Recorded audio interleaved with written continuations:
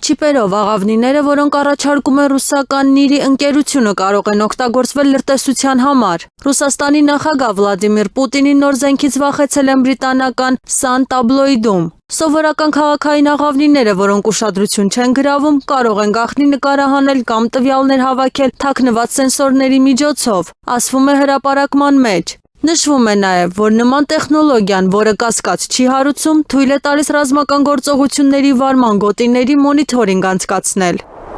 Ռուսաստանի նախագահ Վլադիմիր Պուտինը Ուկրաինայում հատուկ գործողության ավարտի մասին խոսքերով վերջնագիր է ներկայացրել Կիևին։ Այս մասին հայտնում է բրիտանական Daily Express պարբերականը։ Պուտինի վերջնագիրը Ուկրաինային ստիպեց ամբողջ աշխարհին զգուշանալ, հավելել են պարբերականում։ Նրանք նաև կարծիք են հայտնել, որ Ռուսաստանի առաջնորդի նախազգուշացումը Ուկրաինայի նախագահ Վոլոդիմիր Զելենսկուն կստիպի արյունը սառել երակներում։ Ինչպես հիշեցրել են լրագրողները, Ռուսաստանի ղեկավարն ավելի վաղ հայտարարել էր, որ Ուկրաինայի զինված ուժերը կամ ինքնակամ կհեռանան զբաղեցրած տարածքներից, կամ դրան կհասնի ռուսական բանակը։ Արևմտյան պարբերականում Պուտինի այս խոսքերն անվանել են խիստ նախազգուշացում եւ Կիևին անզիջում վերջնագիր։ Ուկրաինայի առաջնորդի գրասենյակի ղեկավար Անդրեյ Երմակը հրաժարականի դիմում է ներկայացրել։ Այս մասին հայտնել է երկրի ղեկավար Վոլոդիմիր Զելենսկին։ Հաղորդվում է, որ Երմակը հրաժարական է տվել կոռուպցիայի գործով խուզարկություններից հետո։ Զելենսկին Երմակի հրաժարականի շուրջ ասել է, որ ԱՄՆ-ի հետ խաղաղ պլանի շուրջ բանակցությունների ֆոնին ասեկոսեներ ու շահարկումներ չի ուզում։ Առաջնորդի խոսքով Ուկրաինային այժմ ներքին ուժ է պետք, եւ Ուկրաինայի պաշտպանությունից բացի այլ բանով շեղվելու պատճառ չպետք է լինի։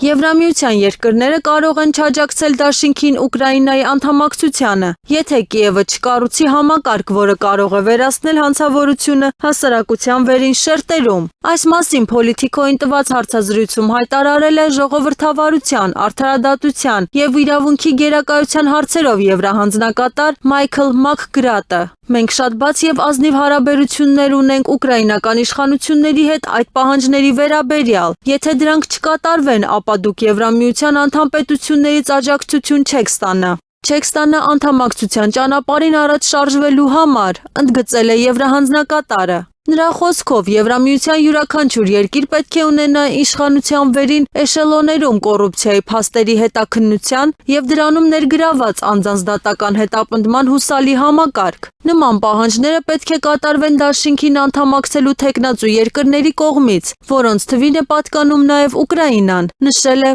Մակգրատը։